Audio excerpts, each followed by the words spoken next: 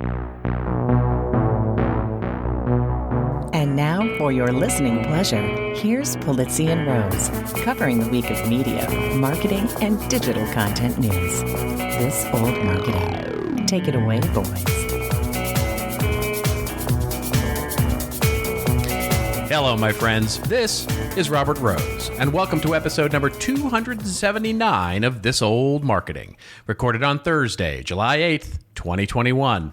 And with me, as always, my good friend, my colleague, and a guy who's definitely not filing suits against Twitter and Facebook, Mr. Joe Polizzi. How are you, my friend? So do you think that he's actually going to go through with the lawsuits? Oh, I absolutely think he's going to go through with the law. I think yes, absolutely. If for no other reason, and by the way, the only reason is because it makes for good content and media for him. Yes. It puts it back into the limelight a little bit. And from what I read on, I think it was Morning Brew this morning, he's taking donations again to fund. Yes, of course. That's exactly it, right? It's all about the content marketing for him. I mean, yeah, no, you're right. I think that it's from that standpoint, it's probably a good move. But I didn't think that they would want to do any extra scrutinization of the January incident on the Capitol building. I thought that because that will really take another shine on that. I think they're all feeling pretty confident that nobody's going to do anything about any of that. So it's just, this is a whole big nothing burger, is what you're saying. That's exactly right. So they're all. I mean, look, he doesn't have much to lose when it comes to that part of it. It seems that he can certainly rile up his base and get them, upset at Facebook and Twitter, and use it as a bat to fuel his content, which fuels the donations, which, if does nothing else, pays for the lawsuit. Yes, that's true. And maybe gets him even more money, which is, crazy, but and look, it's marketing. It really is amazing. I mean, if you, I don't know who makes the decisions on his team to do this, but if you're looking at it and you're saying, okay, well, if we do this, we get millions of dollars in publicity, right? And we might actually come out net positive from a dollar financial standpoint. Yep. Wow. Yeah. It's actually pretty. They're smart. going to lose. I mean, there's no. But they might not even take it to fruition. They don't need to. They actually don't really have to. It's as far as they want to take it, where they feel that's right. It's where the ROI impact. Exactly. Yeah. And so, crazy stuff. But I don't even know, when does the whole thing go down? Do we know anything about that? Oh, I'm sure it'll be months. It's the lawsuits, and they'll be, and by the way, if they're doing it the way I suspect they'll do it one at a time, right? They'll do it in order. And they'll probably take whichever one promises the biggest impact first, which is, if I had to guess, Twitter, because it becomes an easier, faster way to test all this, and then if it goes further along, then they'll move to Facebook, and sure. The only reason for that is because Twitter is his bigger platform. Well, you know what? We should probably stop, because we don't know when people are listening to this. What we're talking about right now is Donald Trump suing Twitter and Facebook. That's right. Yeah. For what's the exact charge? Well, he's basically saying that they're inhibiting free speech, which of course is just ridiculous. And they're saying at its face, it's ridiculous. That's not a political statement. That is a legal statement. It's just ridiculous at its face. So it's There is not a legal leg to stand on here, but that stops no one ever from filing a lawsuit. It's important to talk about this. We're not getting political here. What we're saying is that he doesn't have a leg to stand on here, because this is a private company that's saying that a person and or entity broke their terms of service. Right.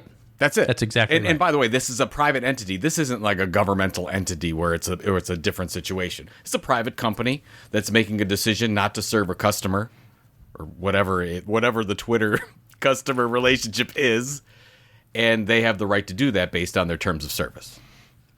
That's exactly right. So. That's exactly because, right. And by the way, it is literally being able to throw someone out of your store for not wearing a shirt. That's right. That's right. And they could throw you. They could throw you or I out tomorrow for multiple tweets. I'm sure. Oh, absolutely. Because if they look at you sideways, they've done that. And by the way, if you ever want to see what Twitter has done specifically, type in Twitter bans into Google, and you will come up with a Wikipedia page, and it will show you all the people that have been banned from Twitter. A lot of people, you don't even know why. They just, for some reason, they just didn't like what you did. You're done. Yeah. So, and it's in their right to do that. It's fully in their right to do that. Which is why, right. As we've talked about on this podcast for over almost 8 years now. Yeah. 2013 we started. Don't build your home on rented land. Blah, blah, yes. blah, You blah, should get up blah. every morning with the idea that this might be your last day having access to that particular social media channel. And if you do that, then great. You'll be fine. Your strategy is probably sound if you're not putting all your eggs in that basket. Although in this episode, we are going to talk a lot about social media platforms just because we are. That's what the news is, and I've been told that this is a news program. Apparently, that is the rumor out there, but it is just that, a rumor. Now, before we get started, I have to we've already talked about this, but the listeners don't know. We're in the middle of a storm here in Cleveland, Ohio, so it may get very loud. Right now, it's just raining cats. It was raining cats and dogs just a second ago. Right. So every now and then, a golden retriever will hit the side of the house and you can really hear it. Right. We need it. We could use it here in Southern California. We could use some rain here. When's the last time you received rain in the valley there? In the San Fernando Valley where I live, I'm guessing the last time it rained here was February? No way.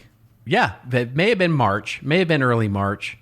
But yeah, I think it was early March or late February was the last time it rained.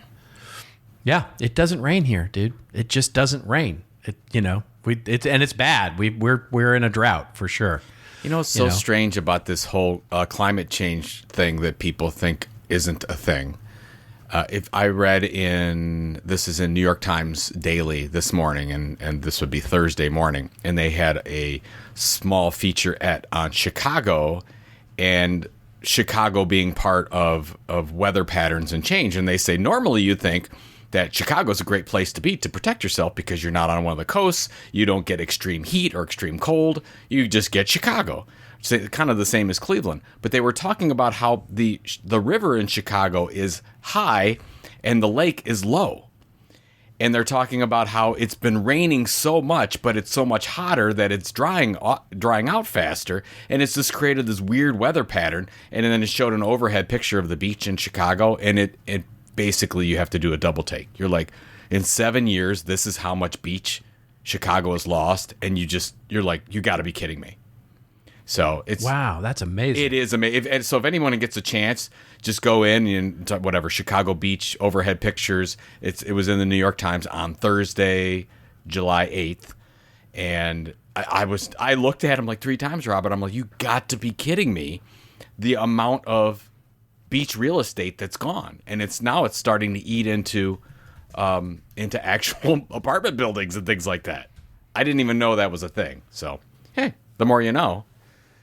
But I'm thinking about Cleveland, where I live, and I'm under the assumption that we're going to have the same problems because we're on a lake, just like they are. We have a river flowing, the Cuyahoga, that flows right through Cleveland. So I'm under the assumption that the same things are happening because we're only, whatever, an hour, a 5-hour drive away. So wow, amazing.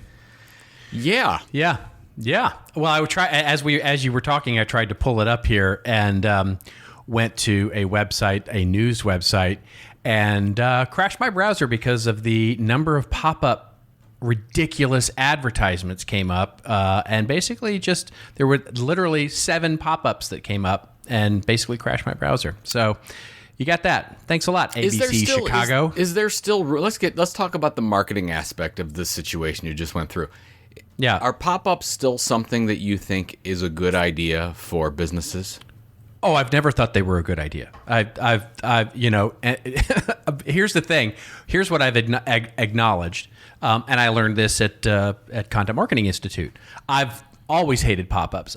From day one, I've hated pop-ups and anything having to do, but they work. I mean, you taught me that, right? I know. At CMI. I remember when we talked, should we do it, should we not? We said, let's test it. And then when we realized that we had a large chunk of our subscribers that came through, we're like, and they stayed, and then they bought. We're like, it's hard not to. Now, it's hard not to because it really works. Pop-ups. Yeah. They're sort of called pop-overs now. And there's ways to do it so it's just not so horrid. The things that I don't like, it's not even a pop, because our pop-overs at CMI were, hey, subscribe now, you get this great ebook, free ebook if you do it, great value for value exchange, we would like your email address, done, we'll add you to the email list. But the ones that I see now are the ones like from the Information or even New York Times where it says, you've hit your limit, which is a different type of pop-over. It's like a nasty gram where you're not worthy enough to see our content. Which is hard when you do a news show and you're doing all this research and you're getting wonderful, and thank you to all the listeners for sending in links to all these news articles. But unfortunately, the publication budget here at This Old Marketing doesn't exist. And so the number of stories that we have to try and find good other alternate resources or links to, because we don't want to make we don't want to send you to something that we have a subscription to that you might not. And that, so it makes it doubly hard, right? I have to go and see, and sometimes I have a subscription to it or not. Wall Street Journal is a good example. Sure. I have a subscription there, but it's really hard to do that without sending you there if it's a subscription thing. And, so it's a real challenge these days. To send all that stuff. Which we talked about, what was it, a couple episodes ago, that there is an opportunity right now for web content that's not gated, because so many of the New York Times and Informations of the world are blocking access to the majority of their articles. Not to say that they shouldn't. No problem. No. I have no problem with New York Times business model. The business model is fine. Yeah, business model is working just fine. But especially if you're doing this for, content marketing reasons, you probably don't want to gate it, because a paid subscription is not your primary revenue source. Although you never know. Today, you can have all of it if you want. I just think that to me, there's such a binary thing to it. If I were, and I'm not, so, and probably most people are thankful for that, I'm not the head of these companies, but if I were, Forbes is a great example, right? Where once you run out of your free articles that you can read, boom, you get the pop-up that you can't read the article, basically. You can't, so I get this wonderful Unless you link clear from your someone. cache out or go to another browser. But yes. That's right. And so I get that looking at me and I say, all right, fine, I got to clear my cache or whatever. But in many cases, that's not going to be good enough. And what the easiest answer was just give me the lead. Just give me, just make the details, the third paragraph to the ninth paragraph, make that unable for me to read. Right. But give me the at least the lead so that I can send it to people, so that I can share it, so that I can create a reason for someone to want to subscribe based on this article. But just blocking the entire article from me doesn't seem to really support any purpose. All it makes me want to do is go find an alternative. Sure, exactly. Well, actually, if I was to say that there's some kind of in-between model from what you're talking about, is I like what BBC does, because BBC will give you 3 or 4 paragraphs of abstract, and then they'll say, oh, the rest of this article is blocked. That's right. So that's right. There is an alternative. That's a good medium for me. Yeah. Yes. Because at least I know what it is about, but I can't stand the one. What is it? Maybe it is the Information, where I get the first. You see it for 2 seconds and you start reading it, and then it blocks you and you can't do anything. And I hate that. Yeah. I just feel like I'm not welcome. And I don't like feeling that way. Yeah. Well, We don't want to make feel you feel unloved. that way. Yeah, I feel unloved. I want to be loved. Well, speaking of love and feeling loved, we should probably move on to the articles that we want to talk about, the news items in this rumored. Should we should. we? Okay. We should. Okay. We should. Okay. All right. Ladies and gentlemen, we're going to cover our first story here, which comes to us courtesy of Axios. Breaking news, as it were. Tom G., thank you very much for sending this over via LinkedIn. Thank you so much for this, Tom. Really appreciate you sending it over. It is breaking as we speak here. Exclusive. Mel Magazine, remember them, we've talked about them on the show before, has been acquired from the Dollar Shave Club by Recurrent Ventures. The article opens up by saying Recurrent Ventures, a venture equity-backed digital media company, is acquiring Mel Magazine, the men's health and culture publication from Dollar Shave Club. The acquisition will bring Mel Magazine back to life. The outlet had been backed by Dollar Shave Club since it was started 6 years ago, but the financial relationship ended in March, leaving Mel's staffers without jobs and forcing the publication to go dormant for a few months. About 18 of Mel's roughly 24 staffers will be rehired and returned to Mel under the new ownership structure. The article goes on to talk about how Mel may explore a new business model now that it's owned by private equity, and basically some of the history around this and some quotes from various people who are close to the matter. So this is, I think, interesting news, yes, that something we talked about that should happen actually did happen. I think there's a couple key things to this. First, I didn't like the fact that the Dollar Shave Club sort of pushed this off to the side anyways. But what's interesting is, this is, I mean, let's think about this for a second. This is a big deal because this is a marketing program from Dollar Shave Club that was just sold. Yeah. This just doesn't happen. It hasn't, I mean, it's starting to happen, but it hasn't happened before the last 18 months where you could say, oh my gosh, I have something, and I built an asset. We built an asset in our organization, and we can actually sell that asset for dollars. Right, exactly. When did that happen? You can't say, oh, yeah, we created this advertising program and I just sold it for $1 billion. No, it doesn't work that way. But you could say, oh, I created a magazine and we've been able to sell it. So that's the first thing that's interesting. The second thing is that this article says they had something like 50 different suitors for this magazine. So it makes me think, because this market is so nuts right now, if you are a content entrepreneur of any kind, you're building a website, a podcast, a mini magazine, whatever it is, you would be really smart to get your exit strategy together and to get your financial ducks in a row, if you will, because these things are happening right now. We've talked about with HubSpot and The Hustle, and we've talked about our friends selling their podcasts and all this sort of thing. But this is not a short-term situation. This is for the next couple years, 2, 3, 4, maybe beyond years. You're going to have venture companies. You're going to have other product and service companies come in and buy content properties. Right. So if you're a content creator, you should prepare for it. And if you are a marketer, you should understand what you need to learn from an acquisition standpoint, which, and you and I, we've talked about this a few times. How many marketers understand the ins and outs of M&A? Basically none. Right. And this is something they need to know. Yeah, and I think, I mean, it even kind of mentions this in the article for sure about, the possible acquisitions that could happen here. And I think this will be a really interesting case study.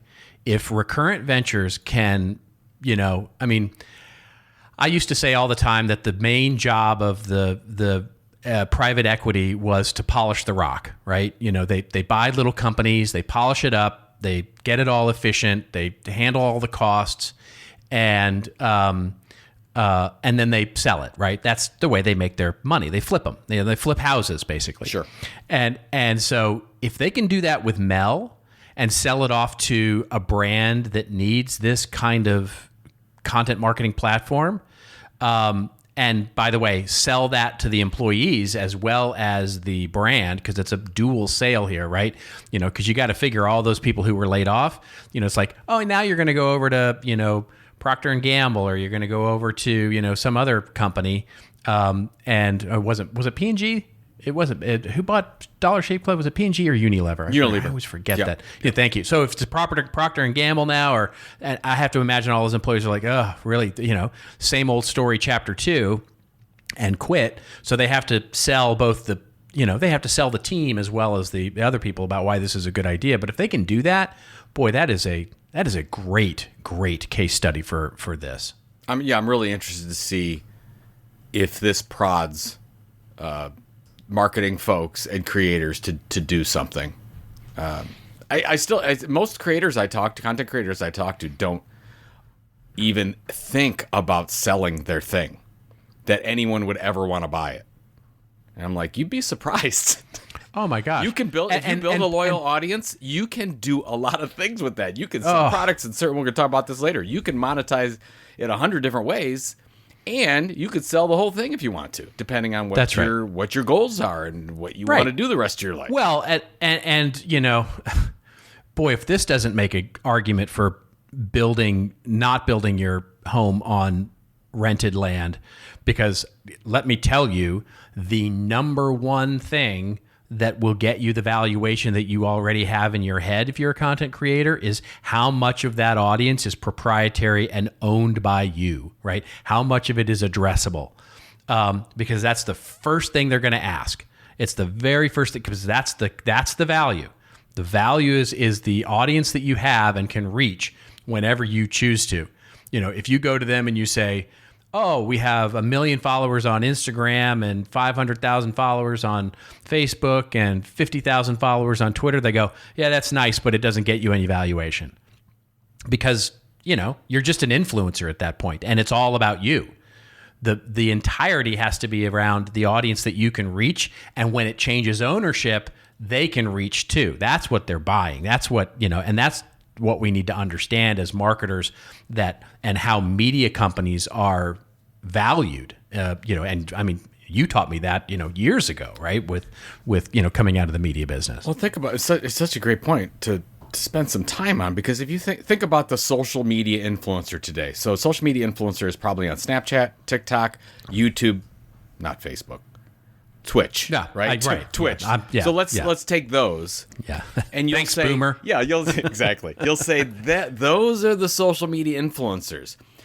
And then if you want to make the move over to being a content entrepreneur or being a media company or whatever it is, it's almost like you're going old school. You're going blog, newsletter, podcast. Yep. Because you have more control. Yeah. And you don't need permission of a middle entity. You could make a case for podcasts, but still podcasts today. If you and I produce a podcast and somebody subscribes to it, they will receive it. There's nobody blocking that right now, unless Apple or Spotify does something crazy. But especially with email newsletters, of course with blogs. So it's just interesting. You start new school would be social media influencer, and old school is, oh man, I'm going back to, what media companies have been doing for years and years and years, going into boring email newsletters and proprietary websites and podcasts and audio. And it's just kind of yawner, but that's what's valuable. So going back to Cali. Cali. I'm going back to Cali. Back to Cali. That's our cue to move on. I'm thinking about LL. It's such a great. I miss LL Cool J. I love that. Didn't he make the Rock and Roll? Love that album. This year? I don't know. I think he did. Which they really need to change the name. It should be the Music Hall of Fame, because it's not just rock and roll. But they although say LL is as rock and roll as it comes. I mean, he is. I love LL. He's. I miss those. I miss that music. Anyway. Yeah. All right. Okay. Moving on to our next story here. This is an interesting one. It comes to us courtesy of the Andreessen Horowitz blog, which is a16z.com of so cool and high tech. I'm sorry, I'm a little snarky on that, but them. Anyway, look, I think they're fine. I think they're fine. As I just think. Anyway, their blog post that they're You just didn't even launching. answer. You didn't even answer this. That's correct. You just said fine. I'm not getting myself into trouble. there. Are you saying that if you comment on your feelings for A16Z, it will help? It will I hurt just your don't think consultant? I don't think it's terribly relevant to the discussion. Let's put it that way. Okay, fine. Yeah. Whatever. So anyway, the blog post, the title is "Every Company Will Be a Fintech Company," says A16Z. And the article opens up by saying, in the not too distant future, I believe nearly every company will derive a significant portion of its revenue from financial services. In this post, I'll delve into the infrastructure that's enabling this transformation and, more importantly, how that's going to fundamentally change banking as we know it. Every company, even those that have nothing to do with financial services, will have the opportunity to benefit from fintech for the first time. The blog article is a long post, by the way, and makes an argument for how all of these things, for example, banks, nobody loves banks, so there's an opportunity to get into banking. And, there's some good arguments here, in terms of companies that have started to get into the financial services space, including Amazon, including Apple, most notably. Learned this stat the other day, the most successful credit card launch of ever was the Apple credit card launch by Goldman Sachs that gave Apple its own credit card. And that's a really interesting data point here. Anyway, the article goes on in very, very great detail to make the argument about how every company now has an opportunity to become a financial services company. It reminds me very much of the same argument that was made about 10 years ago that said every company is going to be a technology company. And we, of course, have made the argument that every company will be a media company. What say you to Andreessen Horowitz's claim that every company should be a fintech company, Mr. Polizzi? Well, I don't harbor these negative feelings for A16Z that you do. Yeah. But outside of the fact that I don't know exactly what this article has to do with This Old Marketing, except for the fact that if you build an audience like A16Z did with their future launch, and they're being the big media company that they are, you can launch any products and services you want today. I really do believe that. I don't believe that. Here's a really good example. The next great building of companies that's going to happen in healthcare is probably going to be Amazon, in my opinion. I think Amazon's going to totally take over, and we're going to see healthcare in the United States completely transform itself because of Amazon.com. Now, people might think that's strange because Amazon years ago started by just selling books. Did that for 3 years, then sold CDs and DVDs, and now they sell everything. And now they're looking for, okay, we're a $1.5 trillion company, and where do we go now? And you and I are big fans of Professor Scott Galloway. He talks about this all the time and says that he believes that Amazon's going to be the next great healthcare company, and I believe that's probably true. So if Amazon can be in any market, and by the way, Amazon's a media company too. If we're going to look at Amazon or Disney or Red Bull or any of these other companies, they're in 7, 8, 9, 10 different businesses.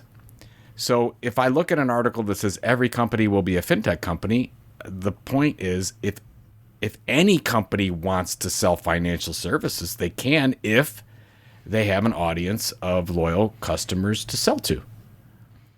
So that's my take. So basically, build your audience first, listen to your audience's needs and pain points, and then you can sell them whatever you want. Yeah. And I think in large degree, I think so in the world of finance, in the world of especially venture finance, though in investing, those folks have a saying, right? They talk about having a moat, right? How wide is your moat? Yeah. And what they mean by that is how defensible is your position to get into new businesses, to do the thing that you do, et cetera, et cetera. And I think for certain companies, you've hit on it, which is there is an opportunity there for financial services. Apple's a great example of this, right? Apple brand has trust with its audience.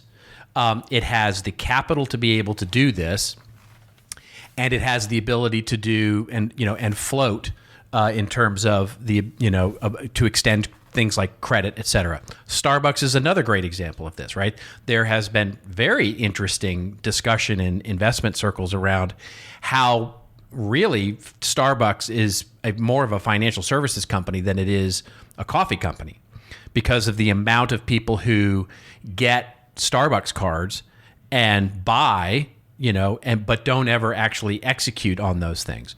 In other words, you go buy $100 Starbucks card, and it takes you, basically 2 years to go through all of that on your Starbucks card. If you ever do, right? You lose the card, whatever. There's so much unrealized money that is being poured into the Starbucks coffers that is either getting recognized or not getting recognized. And I'm not an expert enough in accounting to know how that works. But the key is that the amount of financial extensions and credit that they're actually building is pretty interesting. Yeah. And many companies, on the B2B side, by the way, this has happened for a long time. And in fact, Galloway talked about this. One of the things that he talked about that I've been following quite in the background is on the B2B side with Palantir, right? So Palantir, the big company, has been really playing some funny money with the way that they extend credit to people and they extend credit so you can buy their product. And what that does is, of course, jacks up the revenue that they're making, but they're extending credit to the company. And, there's all sorts of things going on now in this DeFi or, uncentralized finance and the expansion of, sort of larger organizations that are creating private economies with this. I think it's a fascinating space to follow. And it does provide a lot of opportunities all the way down to, quite frankly, where you've been playing recently, which is in the coin and marketplace where, not to put too fine a point on it, but you're creating an economy with a company and a brand and a trust and an audience that will either succeed and be valued at a certain level and create its own internal credit and economy score, or not. And I just think it's a really interesting place right now.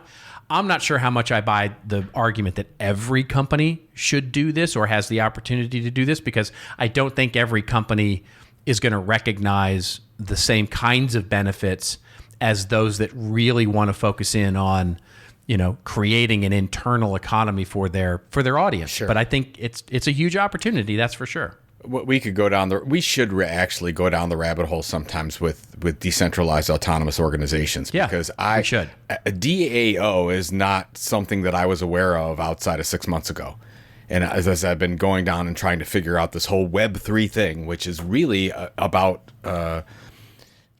you've got media companies and content creators that are separating themselves from middle organizations, and they are creating a revenue model directly with subscribers by partnering, selling. I don't even know what you call it, but they sell their articles as NFTs. They sell the site as sponsorships as NFTs.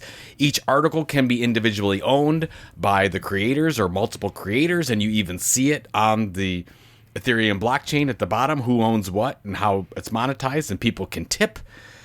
And I'm just fascinated by the whole thing. Of course, we're at just one point of that is creating our Tilt coin, which some people call creator coin, some people call community coin, some people call social token, which I think is what is going to be the term. I don't know. But anyways, from that standpoint, you're right. You can go that direction. And then it's funny, you've got a bunch of people talking about, the bankless society out there, where you've got a lot of people around the world that don't have access to banks.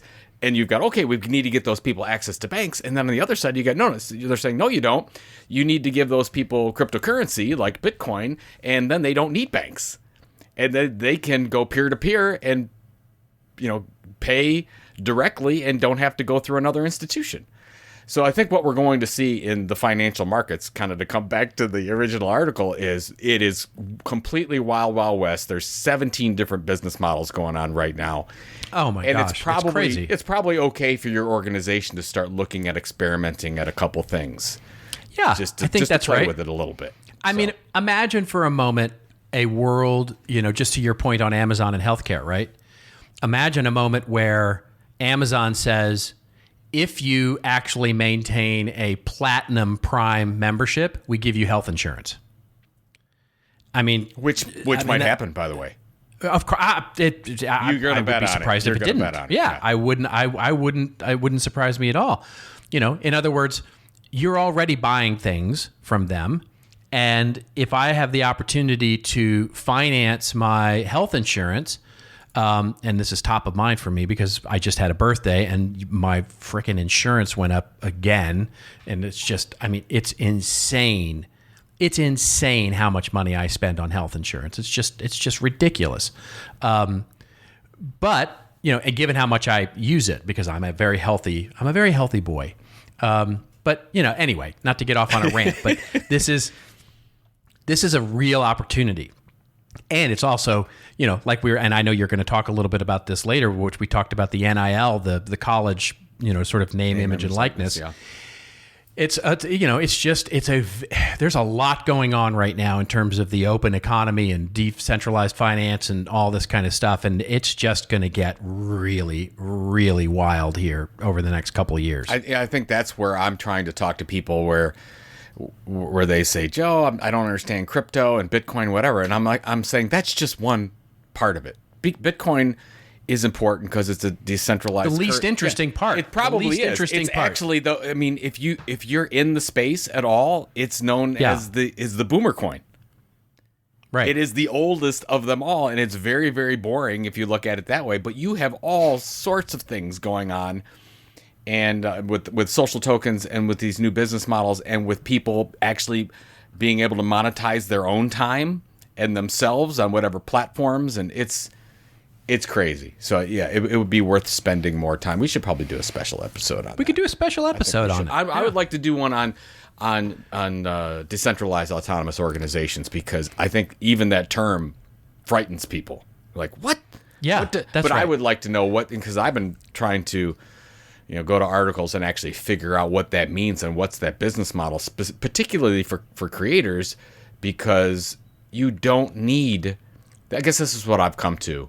And on the marketing side, maybe it's a little bit differently, but you could really survive and be financially sustainable with 50 or 100 supporters. It doesn't have to be huge. Yeah. If you get some people, benefactors, supporting the money you, goes up, right? The level of money goes up, obviously. But yes, you're exactly right. You're exactly right. So if you just get you get the right business model, you can.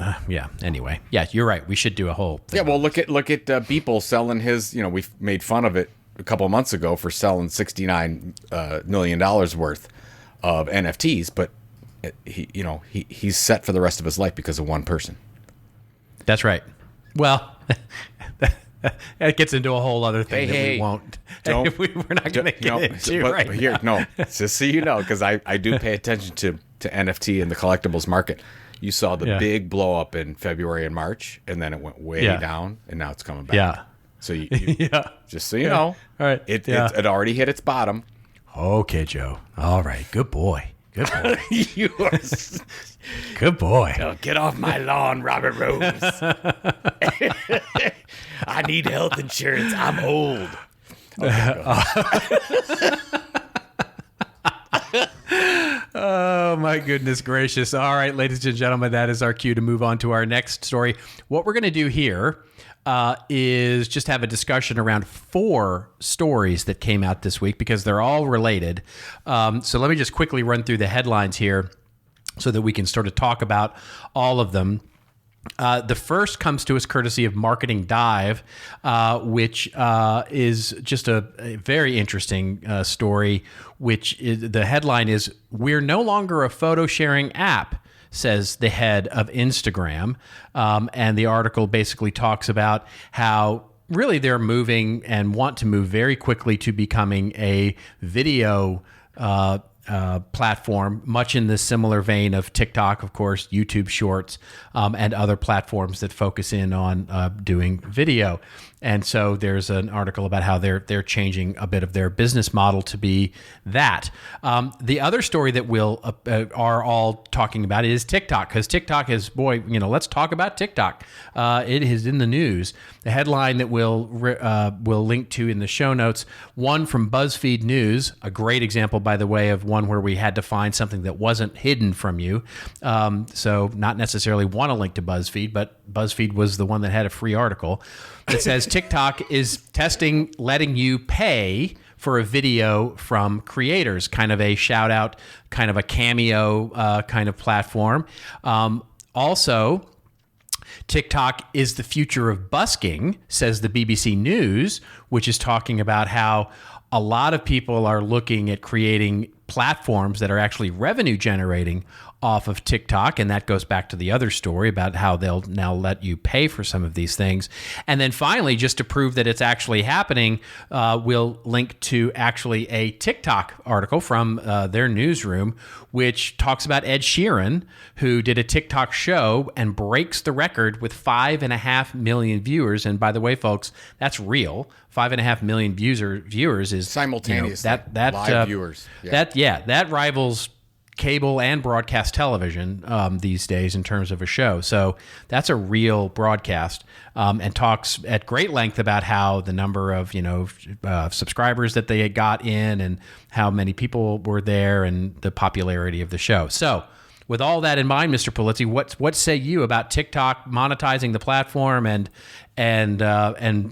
maybe creating some chasers along the way, such as Instagram and others? It's funny, you and I talked before the show, and we were talking just about marketing the podcast and things, and TikTok came up, and you mentioned how TikTok is the most intriguing platform to you right now, and I said the same thing. Absolutely, yeah. So this is just interesting. I mean, the first thing I like about TikTok, first of all, I'm not necessarily a fan of any of the newer social media platforms, but I'm most intrigued with TikTok right now because of the fact that they don't rely on, let's say, if you have really good content out there and you are a new content creator, you can find a following very quickly on TikTok because the algorithm will help you.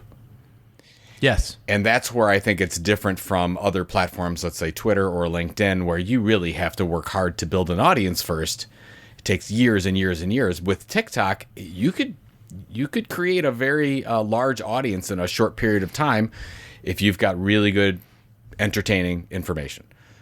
So all this stuff, all the innovation that you're seeing out of TikTok and what you're seeing the Instagram move, which it says, of course, the Instagram CEO is saying, oh, well, we're going to move to videos because what he's not saying is TikTok is eating our lunch right now and we have to do something about it. I guess what I'm thinking, I don't know, Robert, but I'm almost thinking that the entertainment platform of the present and future might be right in front of us, and it could be TikTok. And I could see in 3 to 5 years TikTok becoming a much bigger force than anything Facebook/Instagram. That's what I'm seeing right now. I think you're right, and I think TikTok represents there's a whole thing about data and where that data is going. Yeah, it's a Chinese company. Let's be honest. There's some issues all there. There's all sorts of things there that we're not addressing at the moment. And honestly, it's one of the reasons that I'm so intrigued with it is because, quite frankly, everybody seems to not care at all. And I'm kind of fascinated by that. It is very funny. People don't care. It's like when something came out, and even you were talking about, what was it on the Facebook string, talking about Audacity. I use Audacity to record. There's a whole privacy issue going on with that right now that I've got to figure out. But honestly, it seems like most people don't care about any kind of privacy issues. Right. It's fascinating to me all the way around. And, but what I am fascinated with is exactly what you said, right? They have figured out really what Vine wanted to be, what YouTube Shorts definitely wanted to be, what Quibi wanted to be. Which were these bite-sized videos that you can go deep if you want to, but you don't need to go deep. And they mastered the interface of that, the way you browse, the algorithm. It's, you can follow accounts, you can do what I do, which is pretty much just, I kind of look at it like Reddit. I sort of just go through and, I follow a couple of people, but mostly I just browse. Like I just literally flip until I find something interesting and it's entertaining and it's funny, and I just think it's a fascinating platform. And if there's any that I would put my money on right now, it would be TikTok for sure. It seems to me that how many months in a row have we talked about what Twitter is launching from their creator side? You've got Twitch launching things, Instagram. We've talked about a few things on here, but it seems like TikTok is taking it seriously to figure out how many businesses it can help create just from people being on TikTok. It's like, hey, dedicate yourself to this platform and you don't have to worry about being on Instagram or Facebook groups or YouTube shorts or anything else. Just come over to our side. And they're winning. Hashtag winning. Oh, for sure. Yeah. Hashtag winning because because to your point, it's where people are following people, right? I mean, it's where they're building their audience. Now, all of the other caveats that we put into play are at play here, right? In terms of how these folks are building longevity in what they're doing. And there's a whole, their celebrities are here,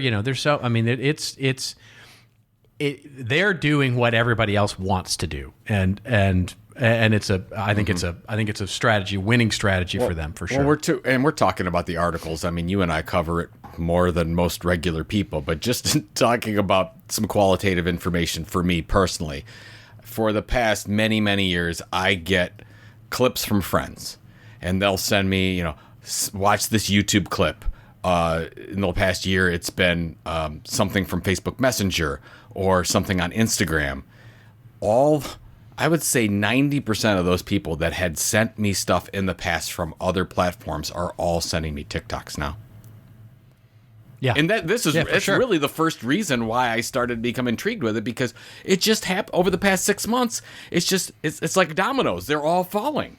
I'm like, what is going on? By the way, these are Gen X people. These are my age. They're not youngsters here. So if you're seeing this happen here in this age group, and we already know that most of TikTok's user base are younger folks, watch out.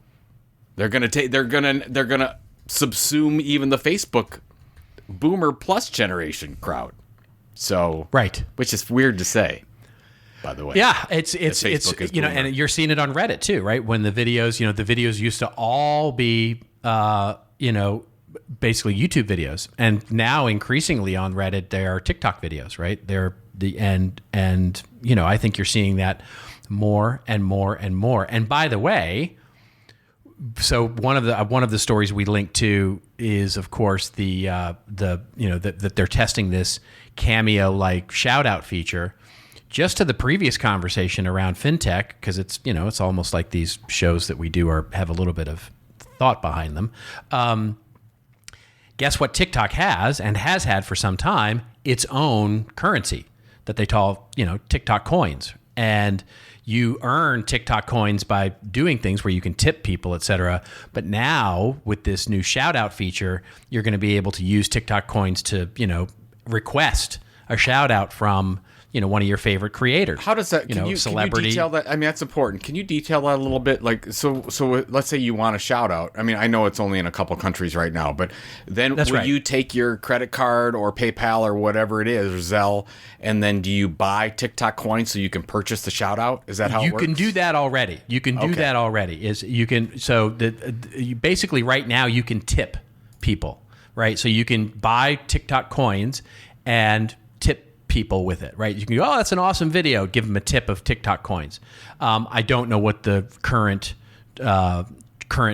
currency translation rate is, but it would be easy enough to find that out.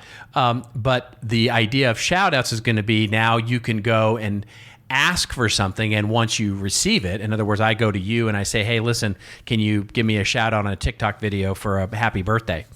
And so you assumably you can put in the details of that. The creator, you go in, you make your TikTok video. Hey, happy birthday to your wife, blah, blah, blah. And there you go. And now, boom, you get you get your coins. So that's the new idea. And it's like you said, it's being tested right now. Seems to be in Turkey and Dubai for some reason. But basically, that's the idea. I think it's going to be a fascinating way to build up their in-app commerce. Is that like the new Gary, Indiana? Is Dubai? Yeah. Is that kind of what it, it is? If anybody gets that Dubai, reference, it'll play by the anywhere. way, I applaud you. Yeah. No, but think about it. That's so interesting to me because, okay, you've got TikTok coin, and there's been talk, of course, Facebook was talking about Libra for a while, and that got shut down. But Amazon, of course, is going to launch some kind of coin. And, I mean, even my own experience right now, I've got creator coins from 16 different creators. I actually have 16 different currencies, and not including the U.S. dollar and Bitcoin and Ethereum and whatever the case is. So if you think about what's going to happen in the very near future, if you talk about everybody's a fintech company, there's a lot of companies out there with their own currencies. You're going to be holding a ton of currencies. And there's another interesting, there's so many interesting things to cover here. Something I've been following a little bit that's starting to get a little play is this idea of sloppy finance. And, we've talked about it on the show before where, we talked about all the subscriptions that we now have, right, as especially young people, but, all of us to some degree, the subscriptions you have to this software, and you've got subscription to that TV streaming thing, and you've got subscriptions to that app, and you've got subscriptions everywhere. And there's a sort of new thing that's coming around, which is this sloppy finance where you really don't know where all your money is, or where all your money is going, because quite frankly, there are so many different sort of leaky places that, people are now subscribing to, that it just becomes impossible to track. And I think there's a whole bunch of things that are going to have to come around to start to organize all that. Just to your exact example, right?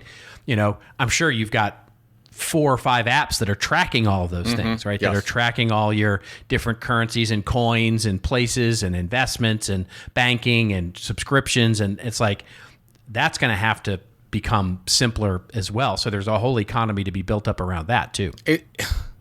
It's actually something, I mean, this is again, not for necessarily this podcast, but it's something I'm trying to put my arms around, and I don't know exactly how to do it, and I'm learning. So for example, with Bitcoin, if you're really looking at how to hold Bitcoin, you remove it onto your own device that's not connected to a network, like a ledger or something like that. Yeah, you're right. So that's what you're supposed to do. And I'm looking, of course. Nobody does that. I'm looking at doing that. Because I want to, really? Absolutely. I'm looking at multi-sig so that I can have multiple approvals if I want to move that. I want to move it off the network. But then, that's beside the point. Then you're getting into the NFTs. Okay, those things have definite value. Some of them look at it as an investment. So what do you have, a MetaMask, right? MetaMask wallet or multiple other wallets that are connected to different. Right. So you literally, I mean, if you just start, how many wallets do you have? Right. Yeah, I'm just dabbling in this right now to figure it out. But if you really look at it, it is getting crazy. Let alone what you just brought up. That's right. So yeah. Change is going to come. That's what I can hear. Changes. All right. It is now time for your favorite and empirically proven favorite part of the show, which is, of course, our rants and rave section, when Joe and I go off on a little bit of a rant or a little bit of a rave over something that makes us feel, like we're glad that we're on social media, or something that makes us feel like we've been banned from social media. Let's see. Do you want me to go first, or do you want to go first? Because mine's brief. Okay. And we talked a little bit about it already, but shout out to listener of the show, Matt Holtwick, at M Holtwick on Twitter, and sends us a tweet here, and I'll expand on it with another article here. But this is from Front Office Sports at FOS on Twitter. 1 week into NIL deals in the NCAA. If you listened to last week's episode, we talked about this quite a bit, on how the NCAA has launched, in essence, 500,000 mini content creation businesses with the college athletes out there right now. And what this tweet from FOS says, So far, Miami quarterback Derek King has signed with College Hunks for $20K, launched a podcast, developed a website, created custom apparel, founded an NIL marketplace, which is name, image, likeness, if you're not familiar with NIL, added a creative director, and started plans to split money with teammates. This is one person, folks. This is not even the best athlete in the world right now. This is just one. And you're seeing this happen all over the place. And I'll just give you a quick example. This is another article, and this one is from Saturday Down South. This is an SCC production, I guess. And it says, so far, these are my 5 favorite NIL deals from SEC football players. But anyways, it goes on and on. You've got LSU cornerback Derek Stingley Jr., who's got a whole thing with this thing called walk-ons. You've got Milo Sweet Tea did a deal with Bo Nix. You've got, what's this other one? You've got a deal with Metro Straw and Tennessee wide receiver Velus Jones. I mean, on and on and on. It is just crazy. So you're seeing this in waves happen. So the first thing is you're seeing the low-hanging fruit where you've got sponsors that are coming in and doing these smaller deals. But really what's happening in the background, you have a lot of people, hopefully, education experts working with these different athletes and helping them build their platforms. You've never seen that something go from 0 to 100 so quickly as these college athletes trying to build their Instagram accounts, their TikTok accounts, their blogs, their email newsletters, everything we talked about with the quarterback from Miami. So I'm just fascinated by this whole thing, and I'm trying to keep a close watch on it because it's almost like if you just said to the world's businesses that, oh, now you can have a website, and they knew that a website was a good thing, everybody's doing it at the same time. Not like we did it back in the late 90s. We're saying, oh, we're going to try this web thing. No, this all is happening at one time. That's right. Yeah, that giant whooshing sound you hear right now is basically all the money that's flowing into college, stars as they do their thing. You have a phone call. You should get that. I do have a phone call. Somebody important? My door is open. No, it'll. Nobody's as important as you, Joe. Oh, I see. Yeah. So nice. There you go. Go ahead. All right. I have a rant, and it's a proper rant this time. And what I want to briefly just rant on is this whole Great Resignation bullshit. It's just gotten ridiculous. This is a thing that has been in all the, I mean, you can't watch the TV news without hearing something about it these days. And I can't surf the web anymore. And I was just, of course, every week I look through the news to see what we should talk about. And, it's inescapable now to talk about this. So first of all, kudos to Anthony Klotz, who is an associate professor of management at Texas A&M, go Aggies, and he's the one who started all this nonsense, but started it quite innocently, it would seem, from my, the research that I've done, when he basically called it the Great Resignation. And the Great Resignation, if you don't know, is basically this prediction that everybody is quitting their jobs now. Or considering quitting their jobs right now as we come out of the pandemic.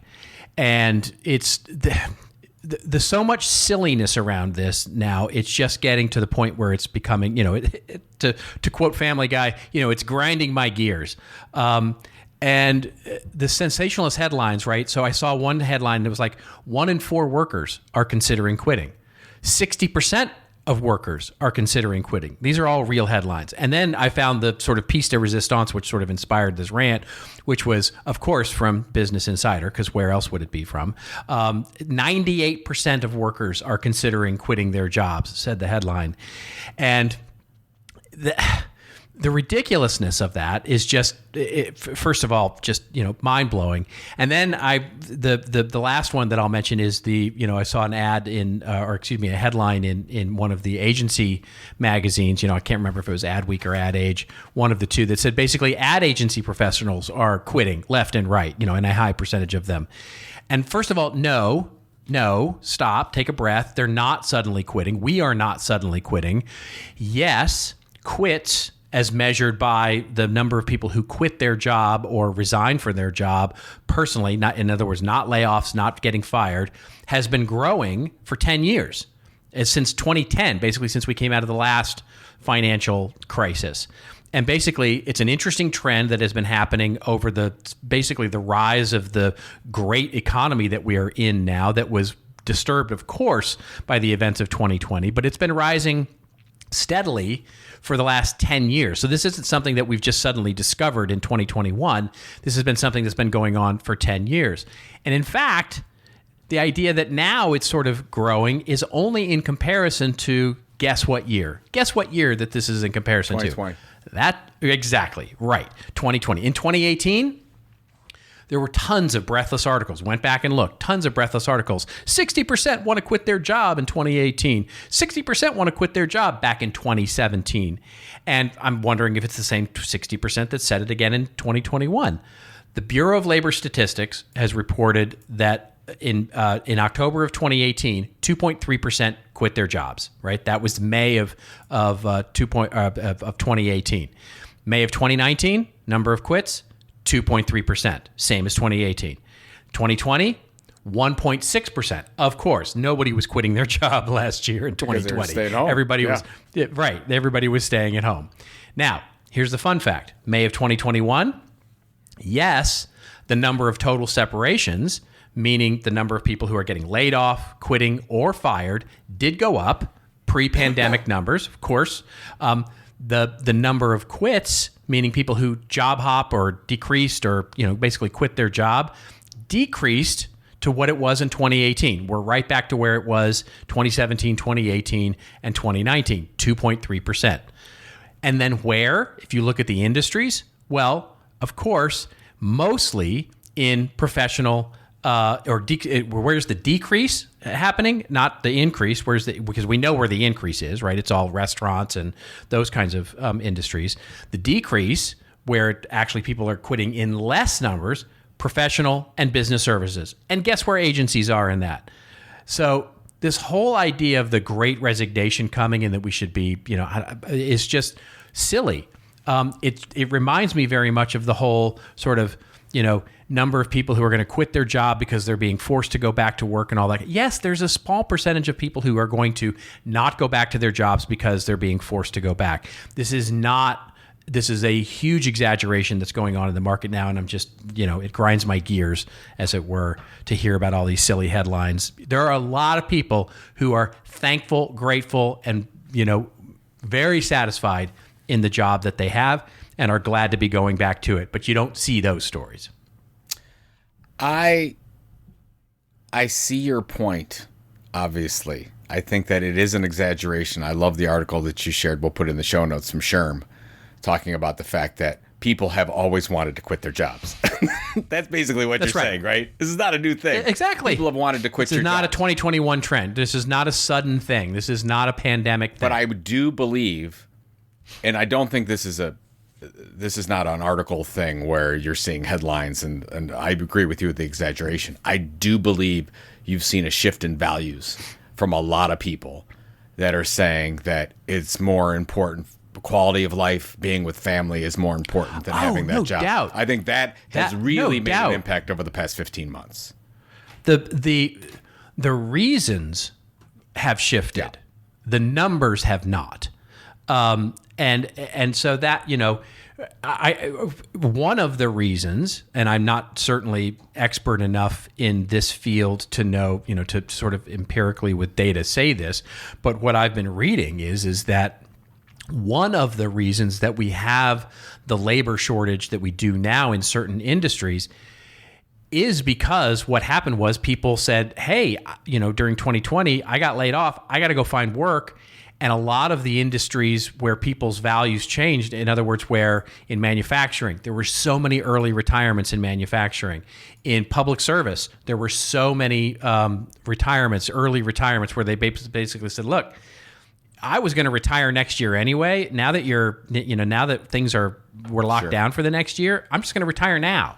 And so you had a lot of early retirements. You had a lot of value shifting going on where people that were in the restaurant business moved to manufacturing. They started creator jobs. They started, they basically shifted in order to change their job. Now what we're finding is that there are a lot of people who were in previous industries, and this is especially true at the lower end of the pay scale, who are just not there anymore. They're doing something different. And maybe they're getting more money. Maybe they're getting the same money, but they have different values. Maybe they don't want to work in some place where that's going to be, as high a risk. They don't want to be a frontline worker anymore. All those things are true.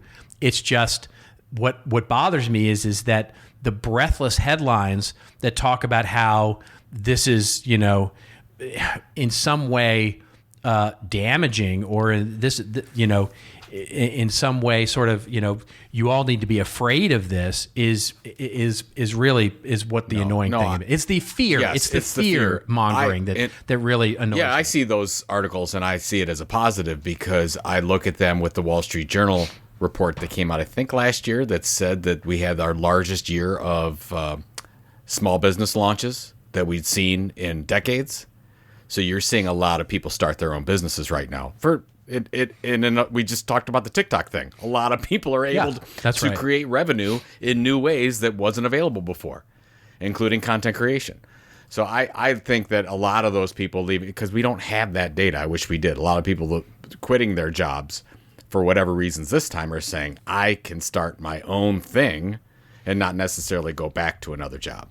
So, yeah, that's right. And so that's a portion of that. That is a portion. When we look at that 2.3%, right, which is a meaningful number. Though don't get me wrong, it's a meaningful number of people who quit their jobs, and it's been rising, like I said, for 10 years, which is also a fascinating trend. That's the story, right? That's the interesting story to me, which is, it's been going up and up and up since 2010. Yeah. And that's a fascinating thing, which is, what it means is that the gig economy is for real. The loyalty to companies is the trend. The overarching sort of tectonic trend is down, and the feeling of employees of any kind of obligation to stay in a particular job and not jump around is just gone. I mean, we used to joke in the early 2000s and maybe mid 2000s, about, job loyalty. And, it used to be, when you and I first started getting jobs, if you had a 2-year position, you were getting questions on that, right? In your interviews, like, why were you only there 18 months? Why were you only there 2 years? That's this person probably jumps the around. average. We got to worry about this person. Yeah, that's right. You were expected to be at a job for years, and that's just no longer the expectation any longer for any position. And that's the new reality. And that's a really interesting thing to develop a story around. Not how we should all be afraid, because, everybody's the Great Resignation, I mean, come on, come on. Wow. Man. Get off my lawn. You're back. Yeah, exactly. Yeah, there you go. I know I was worried for a couple of weeks you weren't getting all Grizzly Adams on us, but now you're back. All right, what do you got this week? What's going on? I have no idea what I got. We had a crazy 4th of July. We went to Blossom and saw the orchestra for the first time. It was wonderful. That's the first time the Cleveland Orchestra played in 15 months. We had our annual 4th of July party back, which we canceled last year, so it was nice seeing all our friends and family. So, and I've been tired this week, just recuperating. Yeah. So, it will be. I actually think we do have some things going on. So I just can't tell you what because I haven't looked at the calendar. But what do you got going on? Basically, we're coming off of a bit of a long weekend ourselves. We had a lovely time. Got away from the screen for a little bit, which was really nice. Got out on the water on a boat, which was great. We've been delaying that, of course, because of COVID. And so they're finally getting, boats out on the water with, you can charter a captain and have them take you out on the water. And all that was just fantastic. Had a nice little lunch out in the channel near Santa Barbara. Just a beautiful weekend. And now just settling back into client work and all that kind of stuff. And getting ready to wrap up the summer here, and it's hot. That's all I'll say. It's hot. We could use your rain. Need to come to Cleveland. Get some rain. Yeah, there you absolutely. Go. All right, ladies and gentlemen, that is it. We're gonna sign off. And if you want to get all the goodness of this podcast show notes or dive into any of the other 278 episodes, why don't you head on over to our website, ThisOldMarketing.site. We want to thank the good folks at Radix for powering our .site site. And if you want your own .site site, you should get over to Radix and get your own .site site, because if you get your own .site site, you'll have a great domain that is probably going to be the name that you want. And until we meet again, ladies and gentlemen, just remember, it's your story to tell. Tell it well. We'll see you next week on This Old Marketing.